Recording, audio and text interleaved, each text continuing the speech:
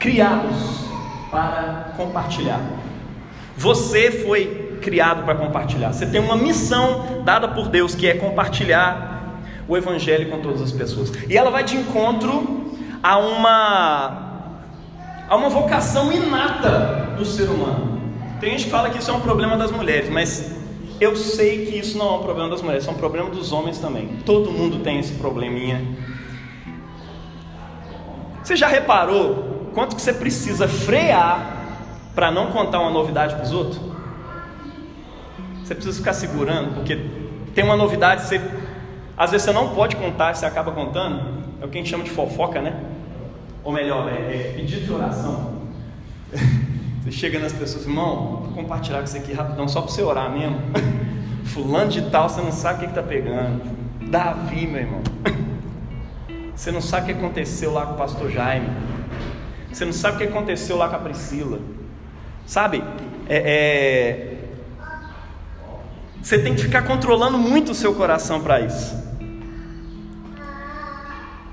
Fofoca é um negócio pesado, cara. Você sabia que a fofoca estimula nosso sistema de recompensas do cérebro? Ainda bem que a Maíra não está aqui para refutar agora, não sei. Mas a fofoca estimula o sistema de recompensas do cérebro. Sabe o que significa? Ela te dá prazer. Ela libera aqueles nomes lá que eu tive que anotar aqui para... dopamina, endorfina, serotonina. É tipo uma droga. Quando você fofoca, você sente um prazer no coração, ou sei lá onde, mas você sente um certo prazer de estar fofocando. Por quê? A fofoca ela vai de encontro a uma outra coisa que também é um anseio do ser humano, que é a curiosidade. O ser humano é doido para saber uma novidade a respeito do outro. Entrou irmão novo da igreja, estou doido para saber quem é esse irmão, qual que é a história dele, o que aconteceu com ele. E às vezes não é nem para você orar, para você abençoar, porque você está curioso mesmo. Aconteceu tal coisa assim, você não sabe, o babado. Os babado novo, misericórdia, né? Revista de fofoca lucra muito dinheiro com a nossa curiosidade, não é verdade? Páginas do Instagram crescem todos os dias por causa desse anseio que nós temos por compartilhar. Nós temos um anseio por compartilhar coisa nova. E quando você compartilha, você sente aquela felicidade. Por quê? Porque o outro está recebendo e está feliz de estar recebendo essa notícia nova. Se o outro não recebe a notícia, a fofoca acaba, o propósito dela acaba ali. Tanto que se você quer combater a fofoca, é você não dar ouvidos a ela. Quando você não dá ouvidos a uma fofoca, você... Sabe aquela coisa assim que você joga um balde de água fria na expectativa do outro? A pessoa chega para você, cara, você não sabe da última. Sabe fulano, aconteceu isso. E você não dá para ela. Aí a pessoa fica mal, porque ela estava esperando você ouvir. Sério? Não é verdade? Porque a fofoca quer encontrar a curiosidade. E as páginas na internet é interessante isso, porque quando você compartilha as coisas, você ganha like. E aí você fica feliz por ter compartilhado, não é verdade? Só que o Instagram sacou essa coisa do sistema de recompensas, e aí ele vai e compartilha as coisas que você compartilha, vai cair nas pessoas que são seus amigos, na sua bolha, pessoas que concordam com você. Então normalmente as suas postagens políticas, elas vão para gente que acredita nas mesmas coisas que você. Postagem progressista não vai cair na mão da galera conservadora, a não ser que essa pessoa te siga, ela vê lá e tal, não sei o quê. Mas o Instagram vai fazer ela ir para um monte de gente que concorda com você. Para quê? Essas pessoas vão bater o olho, vão curtir, e você vai ficar feliz. E você vai falar, cara, eu estava certo sobre tudo. A gente tem a sensação de que a gente é muito bom na internet. Mas é por isso, porque tem um sistema ali de recompensa. E aí é o algoritmo. O algoritmo sabe ler você. Inclusive, tomem cuidado, o Instagram está de olho em cada foto que você vê, cada artigo que você vê. Não, mas ele não viu eu passando isso aqui, né? Isso aí você vai passando, você ficou 3 segundos em cima de uma foto e 7 segundos em cima da outra. O Instagram vai ler, o algoritmo dele vai mandar fotos parecidas com aquilo, ideologias parecidas com aquela que você viu. Cara, o Instagram às vezes conhece você mais do que você mesmo. E assim você compartilha mais, todos os dias, sentindo que está salvando o mundo, não é verdade? Mas cara, tem uma coisa na palavra de Deus, escrita lá em Romanos capítulo 14, versículo 14, onde o apóstolo Paulo nos diz que nada é de si mesmo impuro. Pô Jair, o que você está querendo dizer com isso? A fofoca não é impura? Sim, eu estou dizendo que o sentimento, a vontade de compartilhar notícias novas, não é de si mesmo impura. A sua vontade intrínseca aí no seu estômago de compartilhar coisas, sabe? Eu falo estômago porque é o estômago que parece que dá borboletas assim, né? Quando você está a fim de compartilhar uma fofoca. Pois é, esse borbulhar não é de si mesmo impuro, né? Paulo ele usa essa coisa aí para falar a respeito da comida e da bebida, que as pessoas falam, tal comida é impura, aquela outra não é, e tudo mais. Aí Paulo fala, cara, nada é de si mesmo impuro. É pecaminoso para aquele que, né, dependendo do contexto da pessoa, comer carne é pecado, para outra não. Está entendendo? Porque a coisa em si não é impura. Esse sentimento em si não é impuro. Essa vontade de compartilhar não é impura.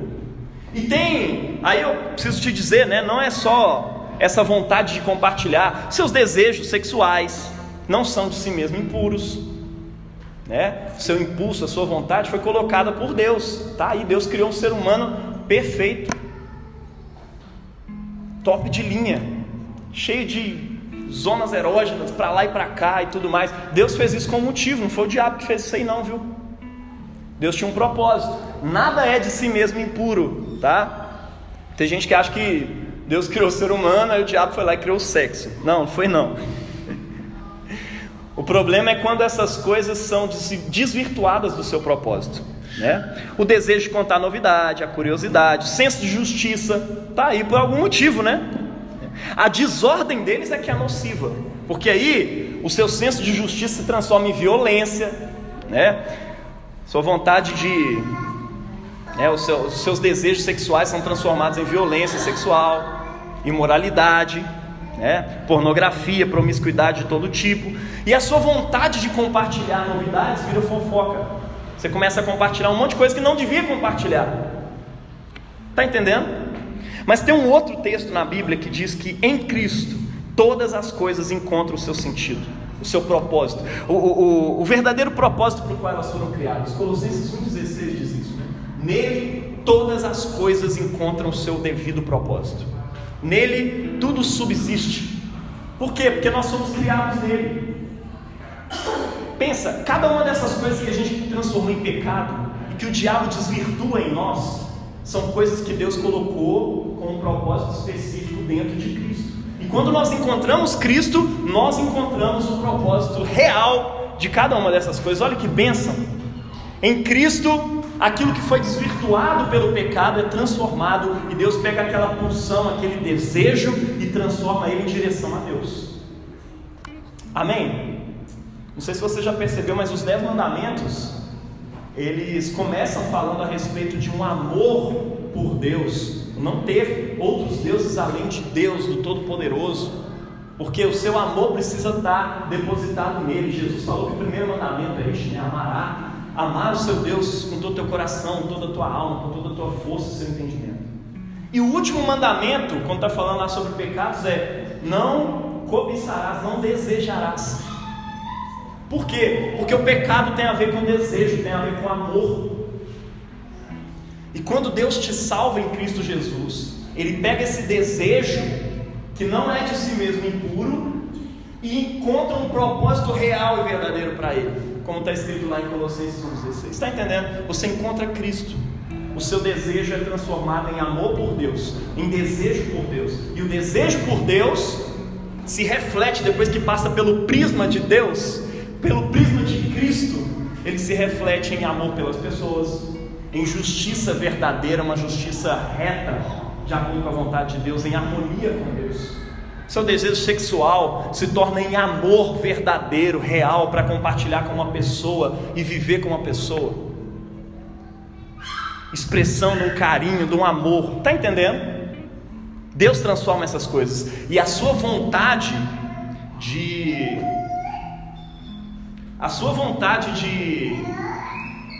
partilhar novidades é transformada também. Deus dá um propósito para ela. E é interessante que quando a gente olha para a Bíblia, essa coisa do compartilhar, de contar novidades, ela tem ela tem uma relevância maior, ela tem um destaque, inclusive nos Salmos. Cara, eu fico impressionado com os Salmos, porque os Salmos falam isso, né? Que o povo de Deus foi chamado por Deus, foi criado por Deus para falar das grandezas de Deus, anunciar os feitos da sua salvação. Salmo 105 diz: louvai ao Senhor, invocai o seu nome, proclamai os seus feitos entre os povos. Veja, Deus criou você com uma vocação para contar sobre Ele, para as pessoas. Veja só, Salmo 96, 2-3: cantai ao Senhor, bendizei o seu nome, dia após dia anunciai a sua salvação. Está encontrando aí o seu propósito? Deus te fez para anunciar, Deus te fez para compartilhar, e Ele está falando aqui: anunciai a sua salvação. Salmo 57, 9 diz: te louvarei entre os povos. Esse compartilhar também é um louvor que nós oferecemos a Deus diante das pessoas. Anunciarei o teu nome entre os meus irmãos, te louvarei no meio da congregação, ou seja, também entre as pessoas da igreja, entre o povo de Deus. O seu dom de compartilhar também é aqui dentro, não é só lá para fora. Tem gente que acha que é só lá para fora, né? As multidões, Salmo 40, as multidões anunciei os teus atos de justiça, pois os meus lábios não puderam conter. Cara, que maravilha isso aqui. Os meus lábios não puderam se conter, como tu sabes, ó Eterno. Que maravilha, cara.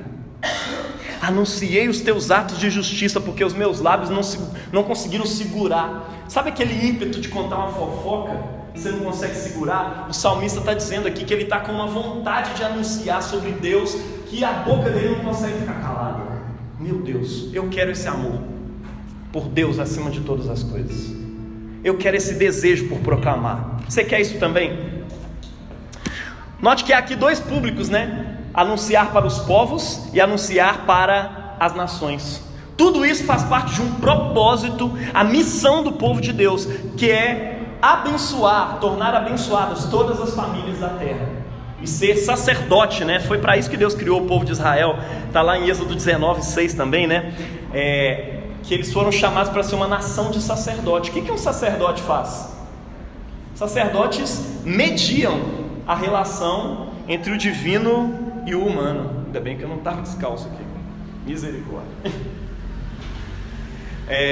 Sacerdotes mediam a relação entre os homens e Deus. Então, a nação de Israel foi criada para isso, para mediar a relação entre as pessoas e Deus, entre o mundo e Deus. Por isso, deve proclamar os seus louvores. E nós sabemos que em Cristo, o verdadeiro Israel de Deus, nós que fomos enxertados nele por meio do batismo, nós que aceitamos e conhecemos Jesus como nosso Salvador, agora também fazemos parte desse povo. E a missão desse povo é a sua missão também: falar dos seus atos poderosos, anunciar sua salvação a todos os povos e aos da sua congregação. Amém? Não é à toa que esse anseio de compartilhar está dentro de você. Deus queria que nós compartilhássemos dele com todo entusiasmo, com todas as pessoas, dentro e fora do povo de Deus. Isso nos leva aqui para o nosso primeiro ponto de hoje, que é compartilhar. É uma vocação dupla, né? É uma dupla vocação.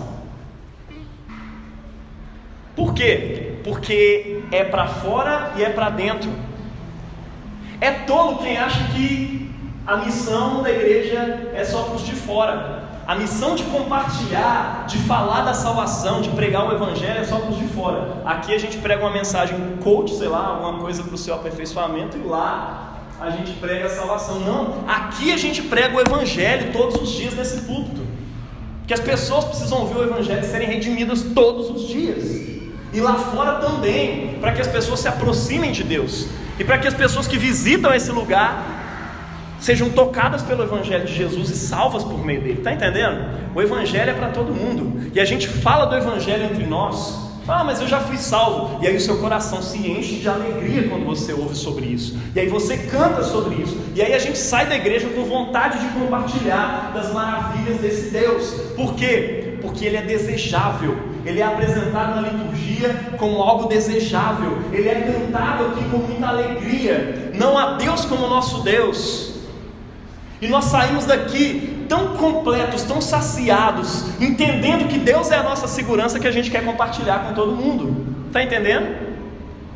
Esse é o propósito de anunciar os louvores de Deus dentro da congregação, falar da sua salvação, das suas obras grandiosas dentro da congregação e também fora. Isso nos remete também a uma missão dupla que nós temos em Cristo, que é um discipulado. Quando você louva e fala do Evangelho aqui, você está discipulando pessoas, tornando pessoas cada dia mais parecidas com Jesus.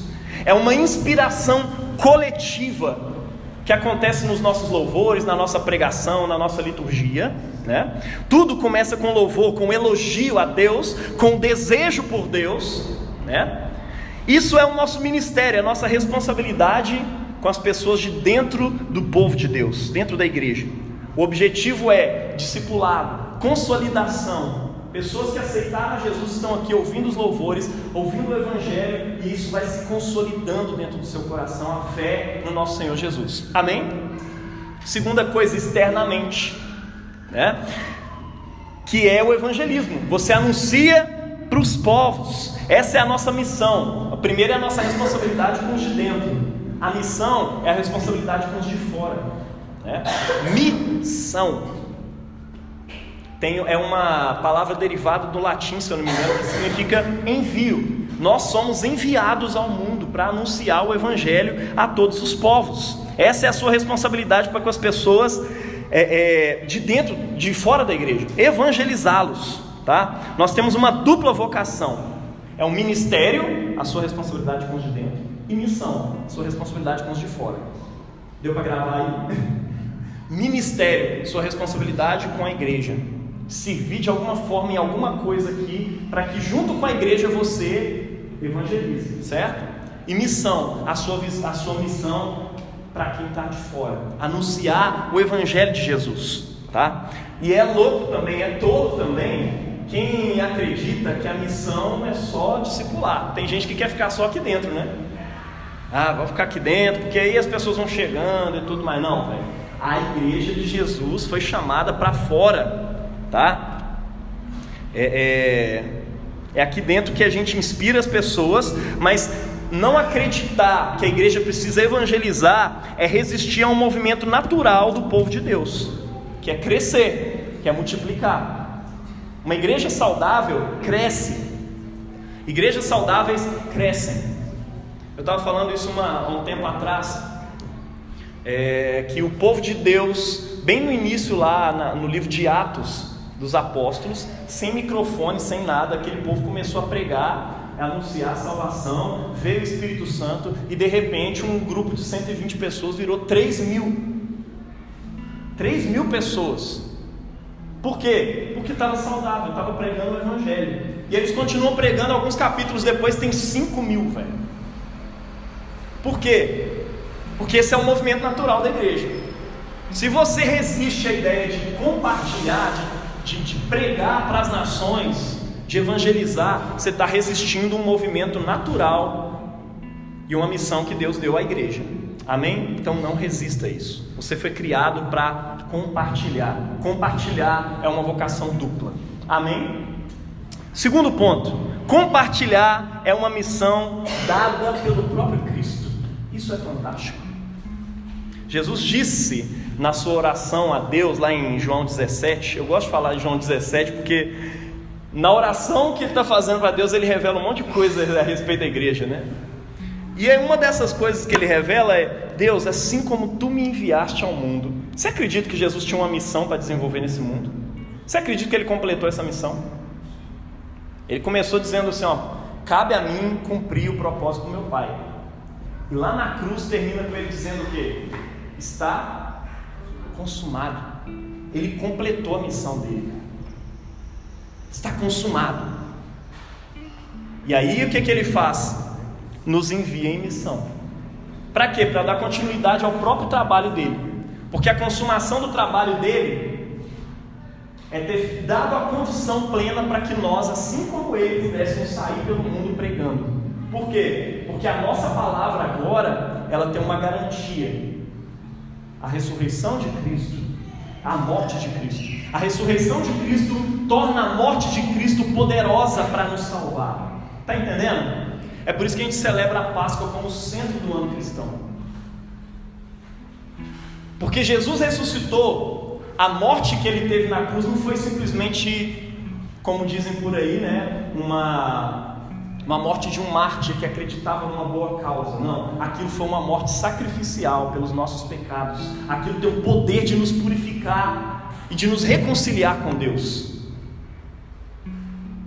E por causa do que ele fez ali na cruz, e por causa da sua ressurreição, eu e você podemos sair pelo mundo em missão. E a nossa palavra tem poder para salvar as pessoas.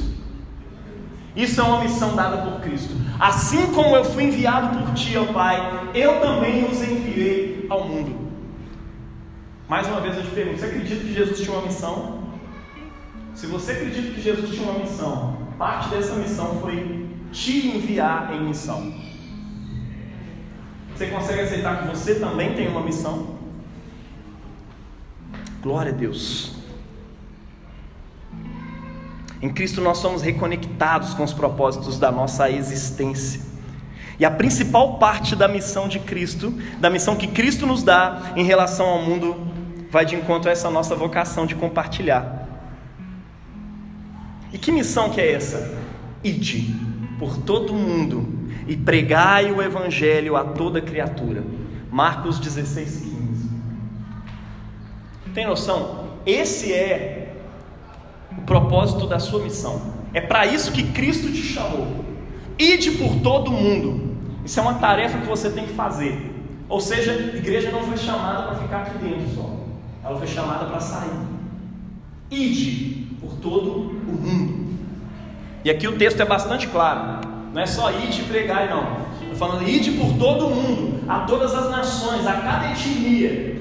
Né? Na forma como está escrito em São Mateus, fala ide, né? Indo, fazei discípulos de todas as nações. Ou seja, ambos os textos, ambas as narrativas dizem respeito a você sair e alcançar outras nações, outros povos que precisam ser alcançados pelo Evangelho de Jesus. Tá? Veja, a grande comissão de Jesus tem a ver com contar uma novidade às pessoas, não é? Pregar o Evangelho para todas as pessoas. Ide por todo o mundo e anuncie o Evangelho a todas as pessoas, a todas as nações. Primeira parte geográfica e a segunda é social mesmo. Sair pelo mundo e pregar para as pessoas. Anuncie isso para as pessoas. E que novidade é essa que ele nos convida a anunciar? Essa novidade é o Evangelho, e ela nos leva para o nosso próximo ponto. Compartilhar é pregar o Evangelho de Jesus. Compartilhar é pregar o Evangelho. É uma missão dupla, é uma missão dada por Cristo, pelo próprio Jesus. Terceiro, ela é sobre pregar o Evangelho. Mas o que significa isso?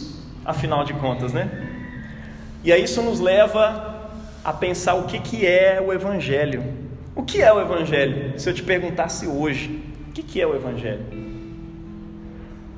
Eu tentei descrever isso de alguma forma didaticamente aqui para você, né? Evangelho significa literalmente boa notícia, tá? Só que ela é como algumas expressões que a gente tem hoje em dia que não significa, o significado dela não está no texto, o significado dela é social. Várias expressões que a gente tem hoje em dia têm um significado social, tá? É um significado que dão para essa coisa. Não sei se eu consigo lembrar de algo aqui muito mais específico, mas enfim, normalmente algumas expressões que a gente costuma usar, elas têm um significado para além das palavras. Boa notícia, pô, legal. Evangelho é boa notícia, é só sair contando com notícia boa para os outros, né? Ah, aconteceu tal coisa assim, assim, eu vou contar ali para a Renata, preguei o Evangelho. Não preguei o Evangelho. Não é qualquer notícia. tá? Evangelho significa boa notícia, e ela era um termo político utilizado na época de Jesus para anunciar a vitória de um rei em alguma guerra, né? Ou o nascimento de um novo príncipe, tá? Significava então que um novo tempo estava nascendo, né? Estava surgindo com aquele acontecimento. Por exemplo, quando Marco Antônio perdeu a guerra para Augusto, que era filho de Júlio César, né? Foi o primeiro imperador romano, que antes tinha uma certa república, tinha um general romano que era o Júlio César, mandava no império todo, né? Tinha uma certa ditadura republicana lá. Mas aí, depois dele vem um imperador, que é o filho dele, foi o primeiro imperador. Roma estava dividida, os dois lutando ali e tal, e um dia numa batalha naval, o filho de Júlio César vence a guerra. E isso foi considerado uma boa notícia dentro de todo o império. As pessoas precisavam saber que Augusto agora era de César. Mas César não era o nome de nenhum desses caras. Hoje em dia a gente bota o nome dos outros de César, né? Mas era um nome tipo rei, né? Era um título. Agora ele é um César. Augusto é César. Inclusive ele tinha outro nome, acho que era Otávio. Aí virou Augusto. Otávio Augusto César. Otávio César Augusto. Ou seja, ele virou um grande rei, cara. E aí, o que as pessoas tinham que fazer? Sair anunciando por todo o Império Romano, que era feito de várias nações. Olha só, vai fazendo a ligação aí. O Império Romano era um império que estava em cima de várias pequenas nações. Inclusive, o povo de Israel estava debaixo desse império nessa época. E aí as pessoas tinham que sair contando, isso era mais ou menos 30 e poucos antes de Cristo. As pessoas tinham que sair contando a notícia. Olha, gente, a guerra acabou. Tem uma boa notícia para vocês, né? Os arautos lá, os atalaias, saíam correndo por cada bairro dizendo: cara, a guerra acabou, César Augusto venceu, e agora um novo tempo está surgindo. Agora nós teremos paz. Agora os artistas podem tocar em paz. Agora as pessoas podem trabalhar em paz. Acabou a guerra entre nós porque César venceu. Está entendendo? É claro que era uma má notícia para quem estava do lado de César, do Marco Antônio. Adivinha quem estava do lado dele, né? Um cara que chamava Herodes, rei de Israel. Imagina como é que esse cara não ficou quando César venceu a guerra. Mas sabe o que César fez? Ao invés de ir lá e matar ele, que normalmente é o que se faz, ele falou: eu estou te oferecendo a chance de se reconciliar comigo. Isso te lembra uma outra palavra, não lembra? Reconciliação. O ministério da reconciliação. Os enviados, os embaixadores de César tinham a função de reconciliar cada reinado com ele. E reconciliaram ali o Herodes, que era o rei de Israel também, naquela época. Chegar ali e falar: ó, você pode morrer, ou você pode se reconciliar com o novo César. Ele falou: eu prefiro reconciliar. A gente fica vivendo aí, né? E a gente pode continuar talvez liderando aí Israel e tudo mais. Então ele aceita essa reconciliação. Está entendendo como é que é a linguagem? Boa notícia. Aí depois disso, cada novo rei que nascia era anunciado com essa palavra grega que é evangelho. Ou seja, boa notícia.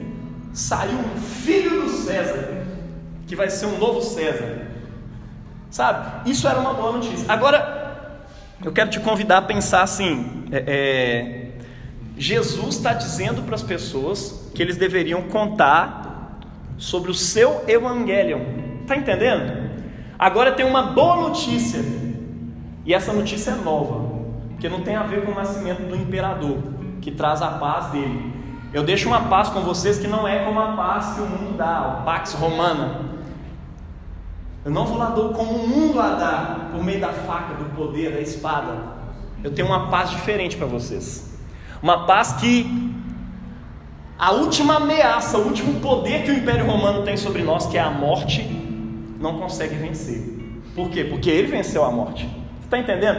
O povo de Deus em Cristo Jesus, ele se levanta com uma paz tão grande, mas tão grande, que ele está assim: cara, se eu morrer anunciando, eu estou em paz, porque Jesus morreu, a morte não pode me deter, porque eu vou ressuscitar.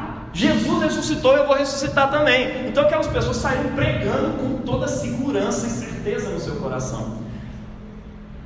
Compartilhar é pregar o evangelho, só que não é qualquer evangelho. Evangelho é a boa notícia sobre Jesus.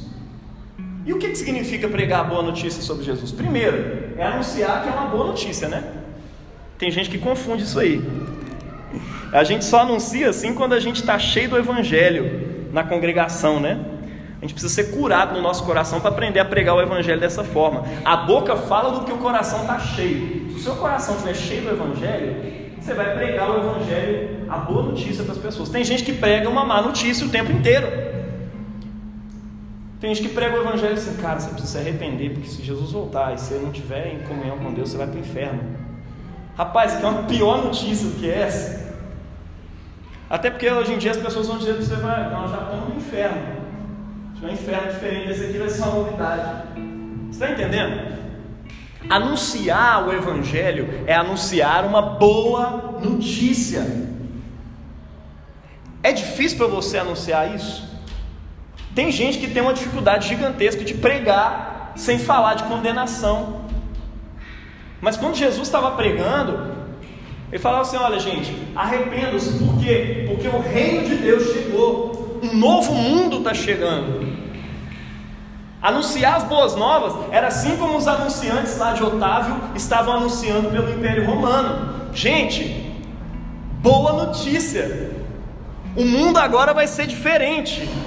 Um novo tempo está surgindo, um tempo de paz está surgindo. Quando Jesus falou, vão e preguem o meu evangelho, ele está dizendo a mesma coisa. Se você crê que eu sou o Senhor, não só de Israel, mas do universo inteiro, como dizem as profecias, você precisa anunciar essa boa notícia. Diz isso para o mundo, olha, todas as suas esperanças, tudo aquilo que você espera que um dia possa acontecer no mundo, toda a sua expectativa será suprida em Deus. Sabe por quê? Porque o reino de Deus chegou. Essa é a mensagem que a igreja precisa anunciar. Você precisa chegar nas pessoas e dizer, olha, um novo tempo está surgindo, um tempo de paz, um tempo de justiça.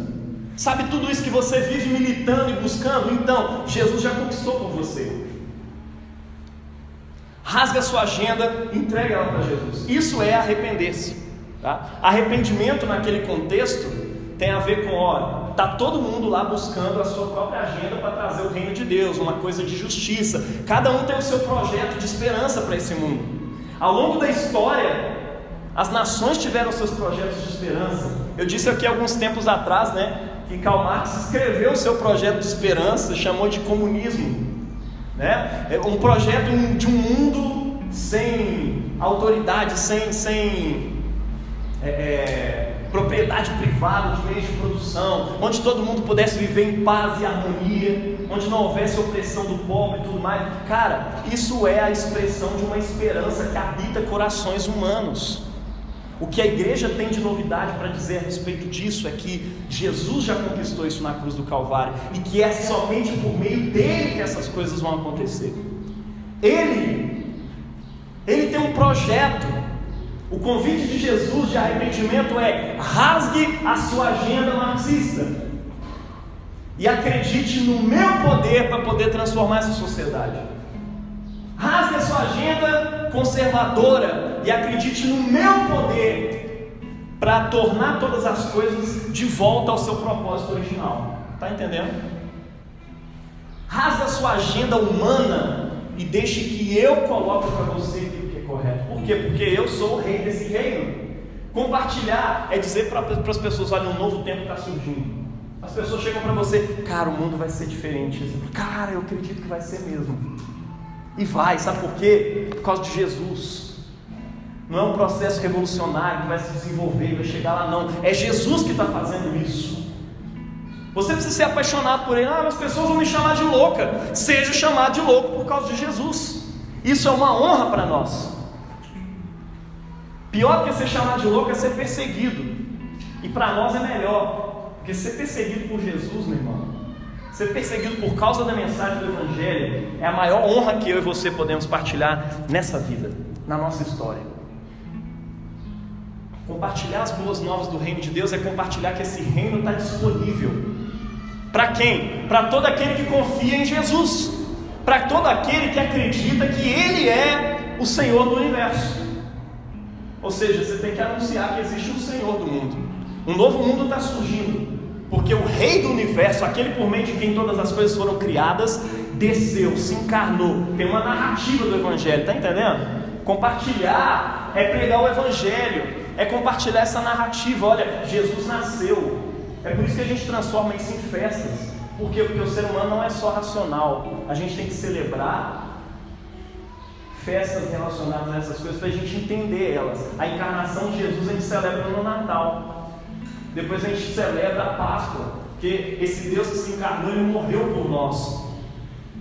Depois a gente celebra a descida do Espírito Santo, nos capacitando para ir e fazer discípulos entre as nações. Está entendendo?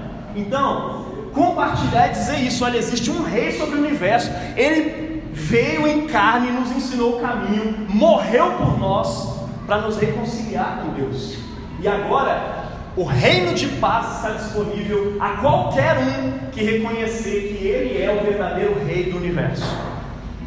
É por isso que o apóstolo Paulo condiciona a salvação a reconhecer Jesus como Senhor. Não sei se você já viu isso lá, né? Se com a tua boca confessares Jesus como Senhor, ele coloca a palavra Senhor ali, porque é necessário. Para você entrar no reino de Deus, você precisa entender que Ele é Senhor, não só da sua vida, mas do universo. Tem gente que entende isso errado também. Eu espero que você aprenda a pregar o Evangelho direito a partir de hoje. Tem gente que acha que pregar o Evangelho é pedir as pessoas para quebrar o galho de Jesus. Mas não, quebra o galho aí, aceita Jesus. Você consegue reconhecer Ele como Senhor do seu coração? Não, meu irmão, reconhecer como Senhor do seu coração é só uma consequência de reconhecer que Ele é Senhor do mundo, do universo. Se você tem essa ideia de que Ele é Senhor do meu coração, do mundo, enfim, tem outros senhores. Isso dá uma ideia para uma pluralidade de um monte de coisa errada. O que eu quero que você entenda e que você pregue para as pessoas é que Jesus é Senhor do universo. Ele é Rei do mundo. E por isso Ele precisa ser o Senhor do seu coração. Amém? Por fim, compartilhar o arrependimento para a reconciliação com Deus. Essa é a narrativa do apóstolo Lucas, inclusive, né? Esse evangelho do reino vai ser pregado por todas as nações.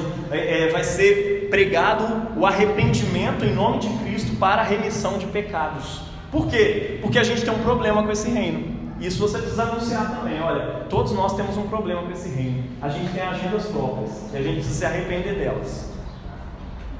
Você tem a sua agenda própria de achar que você está certo e que o jeito de você levar a vida, que é o jeito que talvez você ache que o mundo todo deveria levar, vai nos levar a um mundo melhor.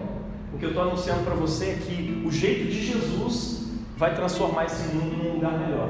Nós precisamos nos arrepender. Nós precisamos de perdão de Deus. Sabe por quê? Porque nessa narrativa em que um rei governa sobre o universo e os embaixadores são convidados a reconciliar as pessoas com Deus, eu e você somos como heróis. A gente estava do lado contrário do negócio, entendeu? Eu e você estava do lado do pecado. A gente estava no império das trevas. E Jesus nos salva e nos possibilita estar no reino da luz. Mas você precisa trocar de Senhor.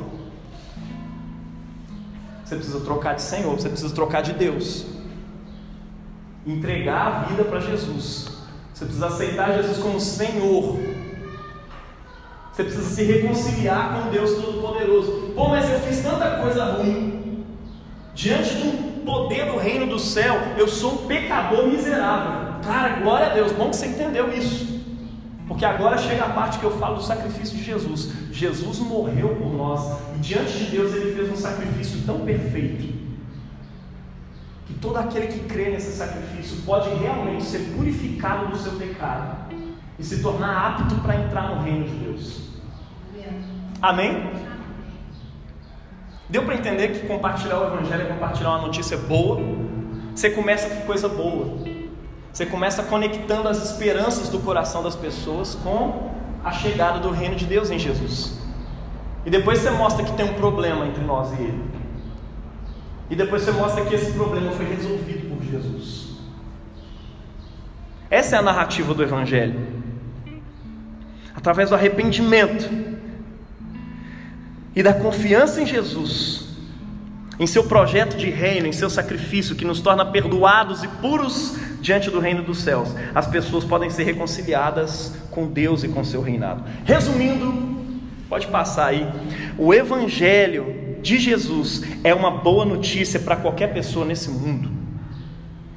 O Evangelho de Jesus é gostoso de ouvir, o Evangelho de Jesus é gostoso de compartilhar, porque é um reino que está disponível, ele é um reino que está de graça para todo mundo. Tem gente que torna ele impedimento, que se coloca na porta do reino para não deixar ninguém entrar. Mas para nós cristãos, o reino de Deus está disponível para todo mundo. Por meio dele, pessoas são salvas desse século caído e passam a habitar no reino do Filho do amor de Deus. Por fim, último ponto: compartilhar é reconciliar pessoas com Deus. Essa é uma outra narrativa a respeito do Evangelho que o apóstolo Paulo usa, né? O Evangelho é a mensagem da reconciliação. Nós somos chamados, e qual é a nossa missão nesse mundo? Reconciliar o mundo com Deus. Qual que era a missão de Deus através de Jesus? Reconciliar o mundo consigo mesmo, né? O apóstolo Paulo nos diz que tudo isso provém de Deus, que nos reconciliou consigo mesmo por meio de Cristo. Glória a Deus. Mas além de nos reconciliar, Ele nos deu o ministério da reconciliação. Você tem uma missão, ou seja, que Deus estava em Cristo reconciliando consigo o mundo. Veja, tem uma missão anterior que estava sendo realizada por Deus em Cristo. Isso a gente chama na teologia de missio Dei, ou seja, missão de Deus. Existe uma missão de Deus em Cristo Jesus, que é reconciliar o mundo consigo mesmo por meio dele. Deus estava em Cristo reconciliando consigo o mundo, não lançando em conta os pecados dos homens, e Ele nos confiou a mensagem da reconciliação. Ou seja, Deus estava em Cristo, agora Ele está em você, reconciliando consigo o mundo por meio de Cristo. Amém? Essa é a missão. A nossa missão é uma continuidade da missão de Jesus, e a missão de Jesus é reconciliação. E como a gente reconcilia? Por meio desse finalzinho aí, ó, nos confiou a mensagem da reconciliação. E essa tarefa da reconciliação, meu irmão, é urgente. Por quê? Porque todo aquele que invocar o nome do Senhor será salvo. Como, porém, crerão? Como, porém, invocarão aquele em quem não creram? O apóstolo Paulo está dizendo aqui que existe uma profecia que dizia que todos aqueles que invocassem o nome do Senhor seriam salvos. Qualquer um que o invocasse seria salvo. Mas como que as pessoas vão invocar alguém em quem elas não crerem? Em quem elas não creram, né? E como crerão naquele de quem nada ouviram? Por fim, como ouvirão se não há quem pregue? Essa tarefa é urgente. Fala com essa pessoa do seu lado: olha, essa tarefa é urgente, cara. Nós precisamos anunciar urgentemente. A reconciliação é um ministério sacerdotal de Deus. É por isso que o apóstolo Pedro ele se refere à igreja, né, retomando Êxodo 19:6, dizendo que nós somos um povo sacerdotal, uma nação de sacerdotes, com a missão de aproximar as pessoas de Deus. E qual que é o objetivo disso? 1 Pedro 2,9: mas vós sois geração eleita, sacerdócio real, nação santa, povo adquirido por Deus, para anunciar, para compartilhar. Compartilhar o quê? As virtudes daquele que nos chamou das trevas para a sua maravilhosa luz. Compartilhar é falar das virtudes de Deus, é falar que Deus é bom. Está entendendo? Compartilhar é falar sobre como Deus é bom, como Deus é belo, sobre como é bom ser de Deus. Não é assim que o mercado evangeliza? O mercado não evangeliza você falando: olha, esse sorvete do McDonald's, ele tem um pouco de leite, ele tem um componente tal. Ele não te dá informações nutricionais. Ele te compartilha uma sensação. Como é bom tomar esse sorvete. Ele coloca uma imagem de alguém muito feliz e bonito lambendo aquele sorvete, né? E aí te faz ter vontade. A propaganda de Coca-Cola é a mesma coisa. Você fala, a Coca-Cola tem esse componente. Ele não fala, ele não descreve a Coca-Cola. Como é que ele descreve? Ele bota alguém tomando a Coca-Cola. Aí te dá sede, cara. Cara, que vontade de tomar uma Coca-Cola quando eu vejo alguém tomando uma Coca-Cola, uma cabeça. Cara, é maravilhoso. Não é verdade? Essa forma alcança o coração, alcança o desejo das pessoas. O Evangelho não é uma informação filosófica, teológica. Nós precisamos entender isso. O apóstolo Pedro entendeu. Anunciar o Evangelho não é só anunciar 4 pontos da salvação, está entendendo? Anunciar o Evangelho é anunciar como é bom ser de Deus, é anunciar as virtudes daquele que nos chamou das trevas para a sua maravilhosa luz. Você crê nisso? A partir de hoje, você vai mudar o jeito de pregar o Evangelho para as pessoas. Você vai falar sobre como é bom ser de Deus, sobre como Deus é bom, sobre como Ele nos trouxe um reino maravilhoso. Você vai pregar uma boa notícia para as pessoas e anunciar que existe arrependimento. Não importa qual seja a sua barreira para entrar no reino de Deus, Jesus quebrou ela na cruz do Calvário, e hoje o reino, as portas do reino estão abertas para você. Venha fazer parte do reino de Deus, porque é bom demais. Se você continuar anunciando o reino, tipo assim, é triste, né? Mas um dia a gente vai gozar da alegria eterna. Ninguém quer saber disso não, tá entendendo? Compartilhe, mostrando como é bom fazer parte desse povo. Amém? Compartilhar, falar das virtudes do reino de Deus. Esse é o nosso ministério sacerdotal, aproximar as pessoas de Deus, e ele se realiza quando você e eu compartilhamos a mensagem da reconciliação, o Evangelho, por meio do qual as pessoas escutam e são salvas. Amém? Concluindo, você nasceu para compartilhar. Cumpra esse propósito da sua existência. Se você não tem cumprido, eu quero te convidar a se colocar de pé nesse momento para a gente orar. Você que tem cumprido também, espero que sim, se coloque de pé. Nós queremos orar a respeito disso, meu irmão. A sua missão é dupla, para dentro e para fora. Compartilhar uma missão dada por ninguém mais, ninguém menos do que Jesus. Compartilhar o Evangelho é partilhar as boas novas do reino de Deus. E compartilhar e reconciliar o mundo com Deus é participar na missão de Jesus. Eu quero te convidar para a tarefa de hoje. Eu quero lançar um desafio aqui para você. O desafio dessa semana que você vai executar, na verdade vai ser um desafio inicial que você vai executar pelas próximas 3 semanas, até o dia que a gente vai fazer uma ação prática aqui, tá? Você vai orar agora. Eu quero que você pense aí, 3 pessoas. Você vai orar por essas pessoas 3 vezes ao dia, ao longo das próximas 3 semanas. E no final você vai se comprometer a pregar, a compartilhar com elas o Evangelho. Desse jeito que a gente está falando aqui hoje. Pode ser? Vocês aceitam o desafio? Massa. Pensa aí, algum familiar seu. Vamos orar?